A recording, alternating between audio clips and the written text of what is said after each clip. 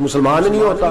صلاح الدین ایوبی اپنے خیمے میں بیٹھے ہیں تو ایک بی بی آ گئی، اس قبیلے کا کوئی شخص مسلمان نہیں ہوتا۔ بی بی آئی، آگے کہنے لگی میرے 4 بیٹے جنگ میں کھو گئے، چھوٹے چھوٹے بچے جنگ میں کھو گئے، مل نہیں رہے، فوجیوں کو حکم دے مجھے میرے بچے تلاش کر کے دیں۔ صلاح الدین ایوبی نے جھٹ پٹ سر پہ امامہ باندھا، نیزہ پکڑا، سینے بند باندھا، اپنے جبے کو سمیٹا اور باہر کہنے لگی تو کدھر جا رہا ہے؟ کہنے لگا میں خود تیرے بچے تلاش کر کے دوں گا۔ صلاح الدین چند سپاہی ساتھ ہیں، گلی گلی نکلے، گلی گلی، فجر کے نکلے، اثر ہو گئی، تھک گئے، 2 نمازیں صحرا میں پڑھی، جنگل کے اندر پہنچے تو ایک کونے میں 4 بچے ایک جگہ ڈرے اور سہمے ہوئے بیٹھے ملے۔ صلاح الدین ایوبی اٹھا کے لائے، ماں کو کہنے لگے تیرے بچے ہیں۔ نکلا اس لیے تھا کہ میرے نبی نے فرمایا بچے جدا ہوں تو ماں کو درد بڑا ہوتا ہے، اور میرے رسول نے فرمایا تھا جب جنگ کرنے جاؤ تو کھیت برباد نہ کرنا، فصلیں تباہ نہ کرنا، بچوں کو ماں سے جدا نہ کرنا۔ فرمایا میں سوچ رہا تھا تیرے بچے کہیں میری وجہ سے جدا ہو گئے تو مصطفیٰ کو جواب کیا دینا۔ فرمایا تیرے بچے ڈھونڈ کے لایا ہوں۔ بچے ماں کے پاس آنے لگے تو ماں نے بڑے بیٹے کے منہ پہ تھپڑ مارا۔ کہتا ہے اماں کیا ہوا؟ کہنے لگے تو نے سنا نہیں کہ دشمن کے بچوں کی اتنی حفاظت کرتا ہے، میرے پاس نہ جا، اس کے قدموں میں بیٹھ جا، جس نبی کے غلام اتنے سچے ہیں وہ نبی کتنا سچا ہوگا۔ بنو قریظہ اور بنو نذیر 2 محلے تھے یہودیوں کے۔ یہودیوں نے بڑی عہد شکنی کی تو نبی پاک صلی اللہ علیہ وسلم نے ان کو بے دخل کر دیا، مدینے سے نکال دیا، مدینہ منورہ سے۔ یہودی نکل گئے مدینہ طیبہ سے، تو جب وہ نکل کے جا رہے تھے تو ان کے مکان، ان کے باغ، ان کی جائیدادیں بچ گئیں۔ نبی پاک علیہ السلام نے انصار مدینہ کو پہلے بلایا، جاگ رہے ہیں نا آپ لوگ؟ پیسے آتے کسی کو برے لگتے ہیں؟ اب تو یہ بھی حلال حرام کی تمیز بھی اٹھتی جا رہی ہے۔ جائیداد، باغ، مال، علاقہ خالی ہوا ہے، وہ چلے گئے اور لوگ تو ڈھونڈتے پھرتے ہیں۔ اللہ خیر فرمائے، شاملہ ہر جگہ ملتی نہیں اب شہروں میں، وہ کس کس نے نام کرا لی، کدھر گئی ہے کوئی خبر ہی نہیں، خالی جگہ پڑی ہے۔ میرے نبی پاک علیہ السلام نے پہلے انصار مدینہ کو بلایا۔ حضور نے فرمایا انصاریوں بہت بڑی جائیدادیں یہودیوں کی، بنو نذیر اور بنو قریظہ محلے خالی ہو گئے، میرا دل کرتا ہے وہ تمہیں دے دوں، اس لیے کہ تم نے اپنے مہاجر بھائیوں کے ساتھ بڑا تعاون کیا، جائیدادیں تم نے دے دی ہیں، مکانات دے دیے ہیں، بڑا کچھ تم نے دیا ہے، میرا دل کرتا ہے وہ تمہارے نام کر دوں۔ تو انصار مدینہ کیا کہنے لگے یا رسول اللہ دے تو ہم نے دیا ہے پر وہ بیچارے جھچکتے ہی رہتے ہیں، وہ جھچکتے ہی رہتے ہیں، کھول کے ہماری چیزیں استعمال نہیں کرتے۔ تو حضور ہم تو پہلے ہی انصار ہیں، ہمارے پاس بڑا کچھ ہے، آپ مہربانی فرمائیں وہ سارا کچھ مہاجروں کو دے دے، مہاجرین کو ہمیں نہیں چاہیے۔ اب چلے گئے بات کر کے، میرے حبیب پاک نے مہاجروں کو بلا لیا، فرمایا بنو نذیر اور بنو قریظہ قبیلے کی جائیدادیں آئی ہیں، تمہارے پاس بظاہر جو چیزیں ہیں بھی وہ بھی انصار مدینہ کی ہیں، تو میرا یہ خیال ہے کہ وہ سارا کچھ تمہیں دے دیا جائے۔ حضرت ابوبکر صدیق رضی اللہ تعالیٰ عنہ کہنے لگے یا رسول اللہ صلی اللہ علیہ وسلم ہمارے انصار بھائیوں نے ہمارے لیے دل تک کھول دیے ہیں، حضور انہوں نے ہر چیز بانٹ کے ہمارے سامنے رکھ دی ہے، ہم اتنے خرد غرض ہیں کہ سارا کچھ لپیٹ جائیں۔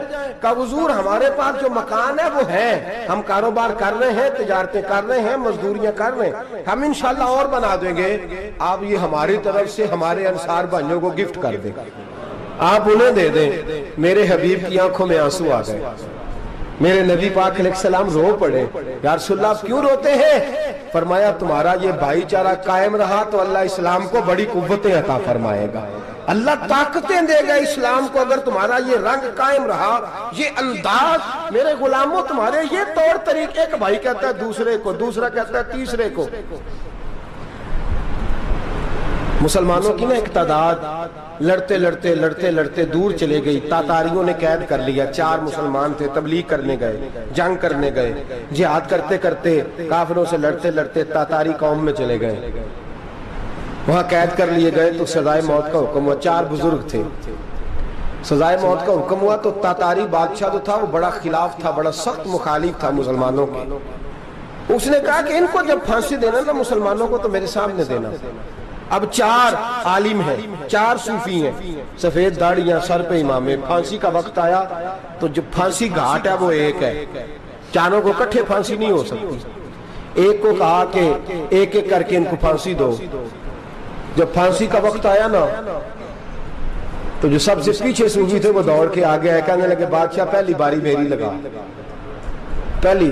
اب بادشاہ نے کہا ٹھیک ہے اسے لٹکا دو. وہ قریب آئے تو دوسرے دوڑ آئے, کہنے لگے نہیں نہیں پہلی باری میں نے زیادہ کافر قتل کیے, میرا بڑا جرم ہے, مجھے پہلے سزا دو. ان کو پھانسی دینے لگے تو تیسرے آ گئے, کہنے لگے نہیں یہ تو میرا قتل کرتا تھا, رستے میں بتایا کرتا تھا, ڈھونڈ کے میں بتلاتا تھا کہ یہاں زیادہ تعداد ہے, مجھے پہلے پھانسی دو. تیسرے کے ساتھ بات ہو رہی تھی تو چوتھا دوڑا آیا, کہنے لگا یہ رستے بتاتا تھا, یہ تبلیغ کرتا تھا, یہ سارا کچھ کرتا تھا, لیکن کہا یہ کہتے تھے چلو واپس چلتے ہیں, میں جانے نہیں دیتا تھا, میں کہتا تھا اور کافر مارنے اور علاقے فتح کرنے, میرا جرم بڑا ہے, مجھے پہلے پھانسی دو. بادشاہ کہنے لگا مجھے 35 سال ہو گئے حکومت کرتے, بڑی دنیا کو پھانسی دی ہے, لوگ تو ایک دوسرے کو دھکے دیتے ہیں کہ پہلے تو جا پہلے تو جا, اور تم کیسی قوم ہو کہ ایک دوسرے پہ قربان ہو رہے ہو. کہنے لگا تم ایک باپ کی اولاد ہو, جاگ رہے آپ لوگ. تاتاری بادشاہ کافر بادشاہ اسلام کی مخالفت کرتے ہیں, ایک باپ کی اولاد ہو کا نہیں, ایک قبیلے کے رہنے والے ہو کا نہیں, ایک ملک کے رہنے والے ہو نہیں. اس نے کہا رشتہ کیا ہے تمہارا, رشتہ کیا ہے؟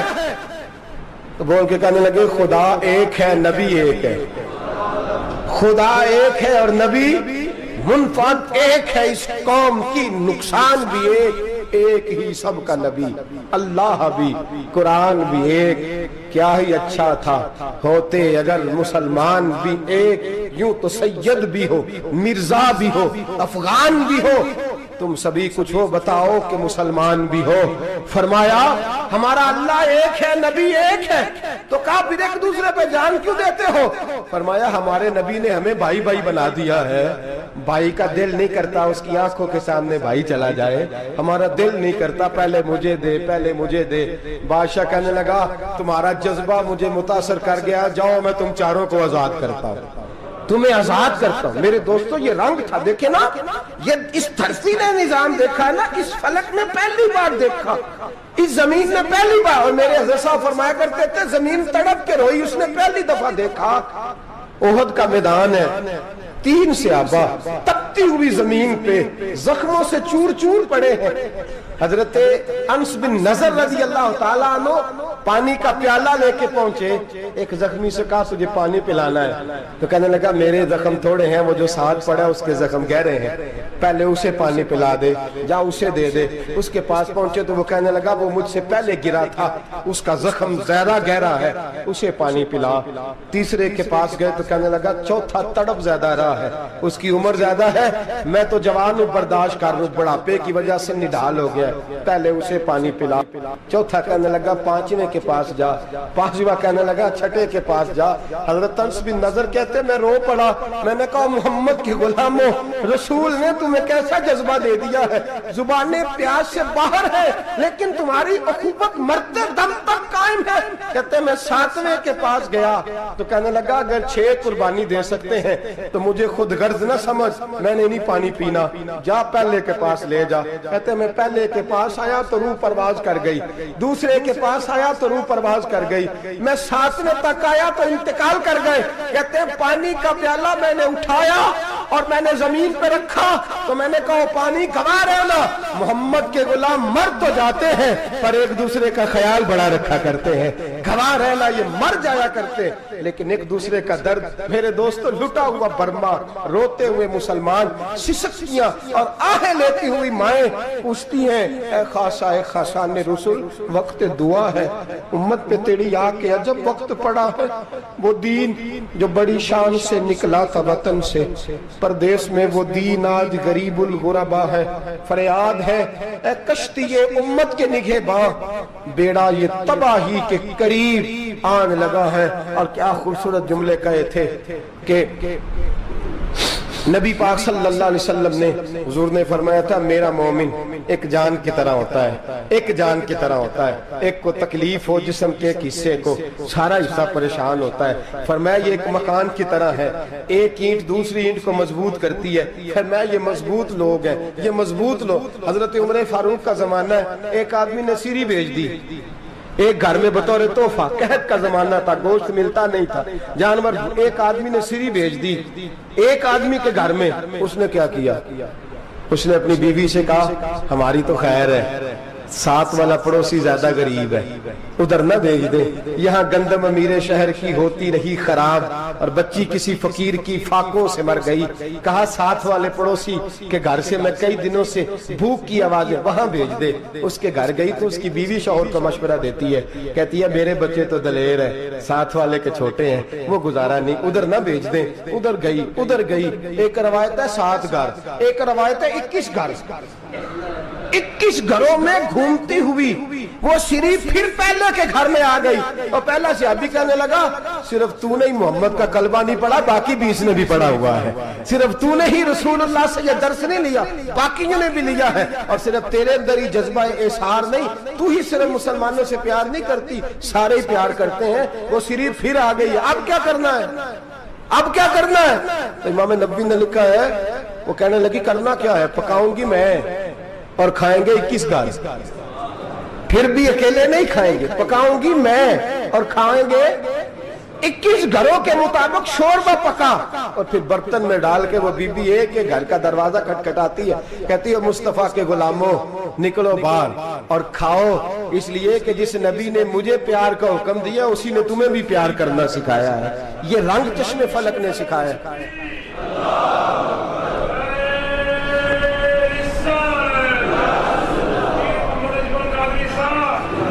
آپ کی بڑی مہربانی، زندہ باد وہی ہے جس کو اللہ رسول زندہ باد فرمائے، بڑی مہربانی، اللہ جزا دے۔ عرض یہ کرنے جا رہا تھا کہ رسول کریم صلی اللہ علیہ وسلم نے یہ پیغام دیا امت کو، فرمایا دیکھیں نا کتنے بڑے لفظ ہیں، یہ نہیں فرمایا دوزخ میں جائے گا، یہ نہیں فرمایا کہ اسے جہنم کی سزا ملے گی، میرے نبی نے فرمایا میں اسے مومن مانتا ہی نہیں، میں اسے مسلمان اپنا مانتا ہی نہیں۔ حضور کسے؟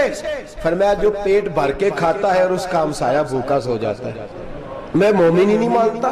سزا تو تب ملے گی نا کہ جب میں کسی سزا کا اعلان کروں، میں مانتا ہی نہیں، وہ میرا ہے ہی نہیں، خود پیٹ بھر کے کھا رہا ہے، ہمسایہ اس کا بھوکا، میں نہیں مانتا۔ انما المؤمنون اخوہ، مومن بھائی بھائی، میں مانتا ہی نہیں اسے۔ اور میرے حبیب پاک اتنے بڑے لفظ حدیث میں اور کہیں نہیں ملیں گے، آپ کو اتنے بڑے جملے کہیں نہیں ملیں گے۔ میرے نبی پاک نے فرمایا اللہ کہے گا قیامت کے دن، کون؟ اتنے بڑے لفظ حدیثوں میں ملتے نہیں جتنے یہ ہیں۔ حضور نے فرمایا رب فرمائے گا بندے سے کہ میں تیرے پڑوس میں بھوکا تھا، تو نے مجھے روٹی کیوں نہیں کھلائی؟ کون کہہ رہا ہے؟ اللہ کہہ، میں بھوکا تھا تو نے روٹی نہیں دی، میں ننگا تھا تو نے کپڑا نہیں دیا، میں پیاسا تھا تو نے پانی نہیں پلایا، میں بیمار تھا تو تیمارداری۔ یا اللہ نہ تو کھاتا ہے، نہ پیتا ہے، نہ کپڑا پہنتا ہے، نہ تو بیمار ہوتا ہے، لا تاخذہ سنۃ ولا نوم، تجھے بیماری آتی نہیں، اونگ نیند نہیں آتی، میرے مالک تو میرے پڑوس میں تھا۔ تو حضور فرماتے ہیں رب فرمائے گا وہ جو بندہ تیرے پڑوس میں بھوکا تھا تو بندہ تو میرا ہی تھا نا، وہ جو بندہ تیرے پڑوس میں ننگا تھا تو بندہ تو میرا ہی تھا نا، وہ جو تیرے پڑوس میں پیاسا تڑپتا رہا تو وہ میرا ہی بندہ تھا، تو دوائی لینے جائے تو بڑے اسپتال میں اور اس بیچارے کو 20 روپے پرچی کے بھی میسر نہ آئے تو میرا ہی بندہ تھا۔ میرے دوست خیال کر اور یاد رکھ، یہ جو ہمسائے ممالک میں ظلم ہوتے ہیں، زیادتیاں ہوتی ہیں، ہمارے گھر کا پنکھا اچھا چلتا ہے، ہم جلوس اس وقت نکالتے ہیں جب ہماری لائٹ بند ہوتی ہے، ہم جلوس اس وقت نکالتے ہیں جب ہمارا ایسا جو ہمیں تنگ کرتا ہے، ہم اس وقت درد محسوس کرتے ہیں جب ہمارے گھر تک آگ آ جاتی ہے۔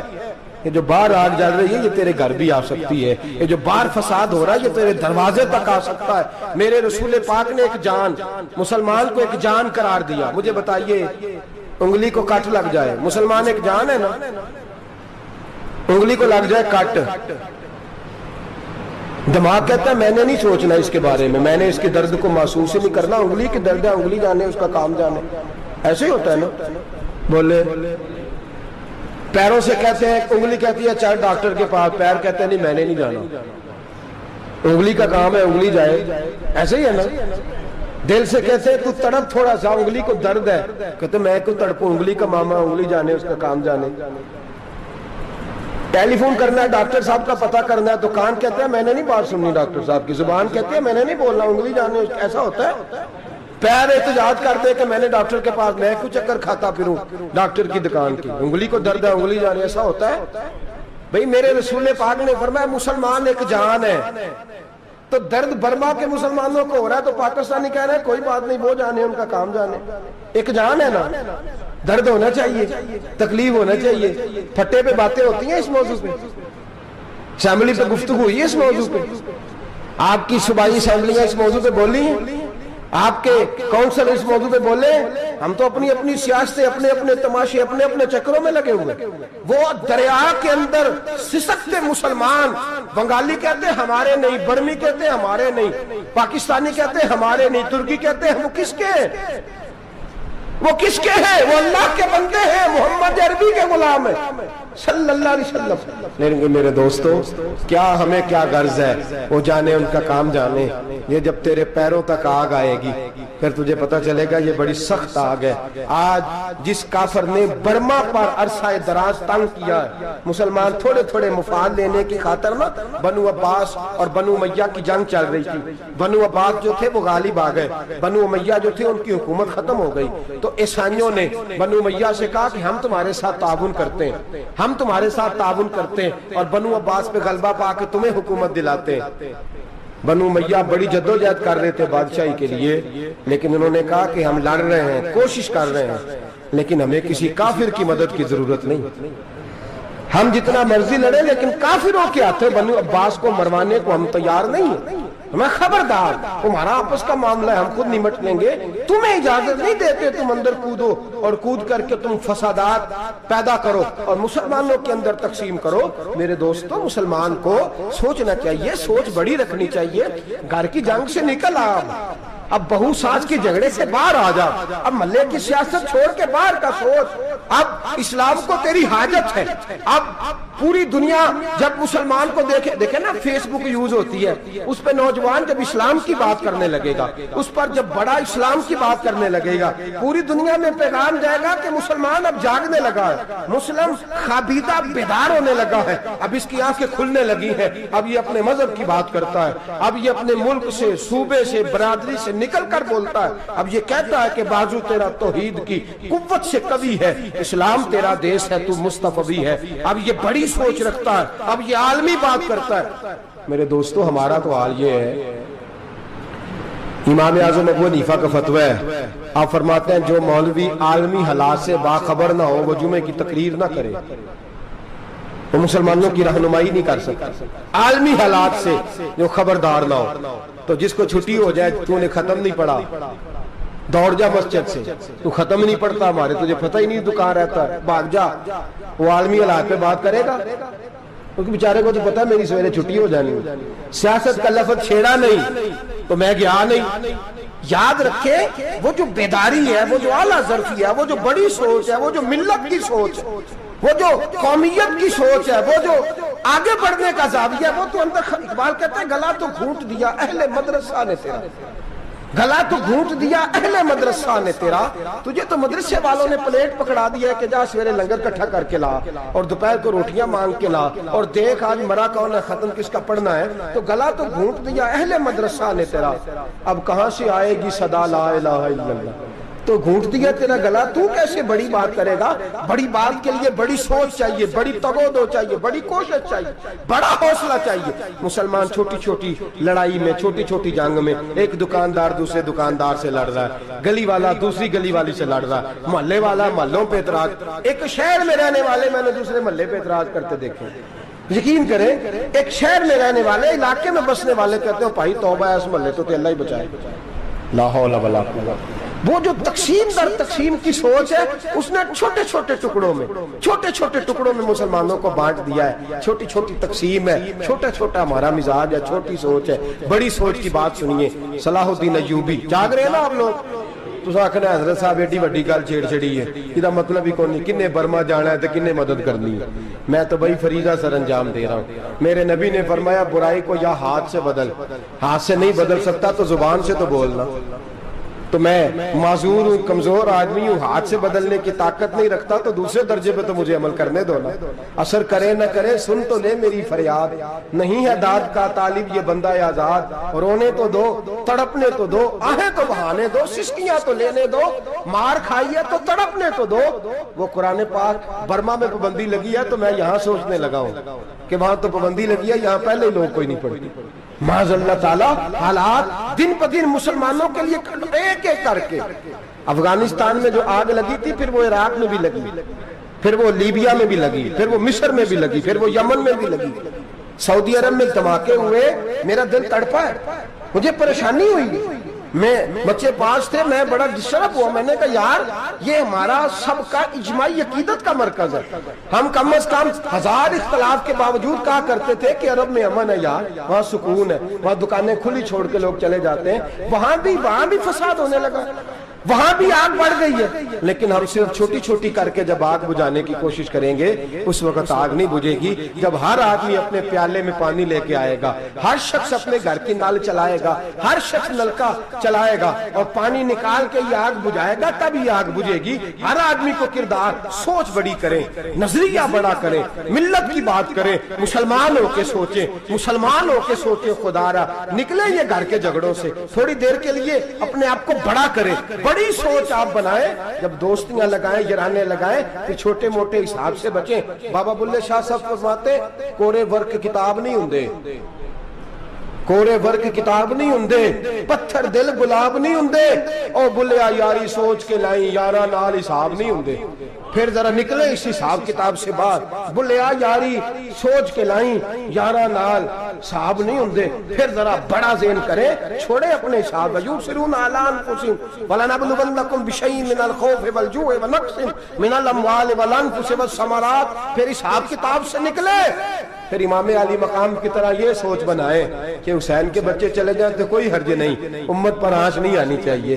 ایک امام علی مقام، کل تک امام میدان میں کھڑے تھے تو اکیلے تھے، لیکن آج پوری دنیا کہتی ہے حسین ہمارا ہے، حسین ہمارا ہے۔ آج نظریہ امام علی مقام زندہ ہے، تو اکیلا ہے تو کھڑا ہو، یہ نہ کہا کر چھوٹی سی مسجد ہے، ایک کونے کا کھڑکاوا، مولانا تقریر کر رہے ہیں تو کیا بنے گا، ایک آواز کہیں سے گونجا کرتی ہے، پھر اس میں تاثیر میرا اللہ پیدا فرما دیا کرتا ہے، پھر اس کے اندر قوت میرا رب پیدا فرما دیا کرتا ہے، پھر اللہ اس میں تاثیر پیدا کر کے 4 دانگ عالم میں پھیلا دیا کرتا ہے۔ صلاح الدین ایوبی، مسلمانوں پہ ظلم ہوا، فلسطین میں آگ لگی اور پورے فلسطین کی گلیاں خون سے بھر گئیں، ایک دن کے اندر 70,000 مسلمان قتل ہوا۔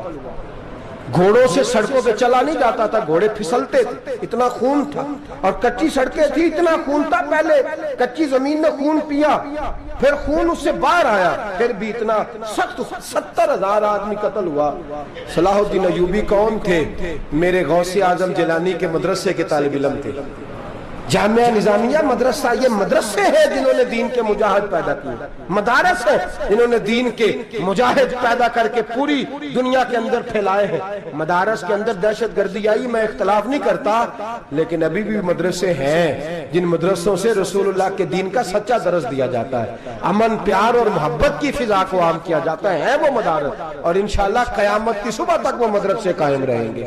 صلاح الدین ایوبی مدرسے کے طالب علم ہے، مدرسے کا، لیکن مدرسہ اس کا تھا جو ساتھ درویش بھی تھا، جو ساتھ اللہ رسول کے احکامات محبت کے ساتھ پھیلانے والے غوث اعظم جیلانی کا مدرسہ تھا، اس مدرسے کا پڑھنے والا طالب علم۔ دیکھیں نا، علم دین شہید کون تھا؟ نعتیں پڑھنے والا تھا نا، ختم دلانے والا تھا۔ عامر چیمہ شہید کون تھا؟ نعتیں پڑھنے والا تھا نا۔ یہ نعتیں وہ چیز ہوتی ہے جو دلوں کے اندر اثر پیدا کر دیتی ہے، جو نبی پاک کی محبت کو پروان چڑھاتی ہے، اور یہی چراغ جلے گا تو روشنی ہوگی۔ صلاح الدین ایوبی اکیلا اپنے دوستوں سے کہنے لگا مسلمانوں کی مدد، چند سالوں میں نکلو مدد کریں۔ انہوں نے کہا تیرے نکلنے سے کیا ہوگا؟ کہنے لگا میں نے نہیں نکلنا، میرے اللہ نے میری مدد کرنی ہے، میرے اللہ نے میری اٹھ باندھ کمر کیا ڈرتا ہے، پھر دیکھ خدا کیا کرتا ہے، فرمایا مجھے نکلنے دے، اللہ میری مدد کرے گا۔ تھوڑا تھوڑا کر کے فوج جمع کی، کوشش کی، چند سالوں کے بعد اسی جگہ جہاں مسلمانوں کا خون بہا تھا، اللہ نے اسلام کا جھنڈا پھر سے بلند کر دیا۔ صلاح الدین ایوبی فاتح بن کے مسجد اقصی کے دروازے پہ کھڑا ہے. چند سال گزرے، عیسائیوں کا اپنا وہ ظلم ابھی یاد ہے، اور عیسائی سارے لیڈر کہتے ہیں تیاری کر لو، اب ہمارے بچے کاٹے جائیں گے، عورتیں بیوہ ہوں گی، گردنیں کٹیں گی، اب دیکھنا جتنا خون ہم نے بہایا تھا مسلمان اس سے دگنا بہائیں گے. صلاح الدین ایوبی گھوڑے پہ کھڑے ہیں اور پوچھتے ہیں، او عیسائیوں بتاؤ تمہارے ساتھ کیا کروں؟ گردنیں جھک گئیں، جواب کوئی بھی نہیں. کہا تم نے 70,000 مسلمان ایک دن میں مارا تھا، بولو تمہارے ساتھ کیا کروں؟ تم نے ایک دن میں مسلمان یوں کاٹے جیسے گاجر مولی کاٹی جاتی ہے، بولو کیا کروں؟ عیسائی کہنے لگے ہمیں اپنے ظلم یاد ہے، تشدد یاد ہے، بربریت یاد ہے، تو بہتر جانتا ہے تو نے کیا کرنا ہے. صلاح الدین ایوبی گھوڑے پہ فاتح کھڑا ہے، آنکھوں میں آنسو آئے، تڑپ کے رویا، کہنے لگا میں تمہارے ساتھ وہی سلوک کروں گا جو میرے مصطفیٰ نے قریش مکہ کے ساتھ فرمایا تھا. لا تصریب علیک، جاؤ تم پر کوئی زیادتی، جاؤ تم آزاد ہو. اس نے کہا تو کر کیا رہا ہے؟ کہنے لگا میں کیا کروں، میں اس محمد کا ماننے والا ہوں جس نے معاف کرنا سکھایا ہے صلی اللہ علیہ وسلم. میرے پیروں میں زنجیر ہے رسول اللہ کی غلامی کی، جاؤ تم آزاد ہو. اس نے کہا تم آزاد ہو. لوگوں نے کلمہ پڑھنا شروع کر دیا، اشہد ان لا الہ الا اللہ واشہد ان محمدن عبدہ. سارے قبیلے کے کچھ نہ کچھ لوگ مسلمان، ایک قبیلہ رہ گیا مسلمان نہیں ہوتا. صلاح الدین ایوبی اپنے خیمے میں بیٹھے ہیں تو ایک بی بی آ گئی، اس قبیلے کا کوئی شخص مسلمان نہیں ہوتا. بی بی آئی، آگے کہنے لگی میرے 4 بیٹے جنگ میں کھو گئے ہیں، چھوٹے چھوٹے بچے جنگ میں کھو گئے ہیں، مل نہیں رہے، فوجیوں کو حکم دے مجھے میرے بچے تلاش کر کے دیں. صلاح الدین ایوبی نے جھٹ پٹ سر پہ امامہ باندھا، نیزہ پکڑا، سینے بند باندھا، اپنے جبے کو سمیٹا اور باہر. کہنے لگی تو کدھر جا رہا ہے؟ کہنے لگا میں خود تیرے بچے تلاش کر کے دوں گا. صلاح الدین چند سپاہی ساتھ گلی گلی نکلے، گلی گلی فجر کے نکلے، اثر ہو گئی، تھک گئے. 2 نمازیں صحرا میں پڑھی، جنگل کے اندر پہنچے تو ایک کونے میں 4 بچے ایک جگہ ڈرے اور سہمے ہوئے بیٹھے ملے.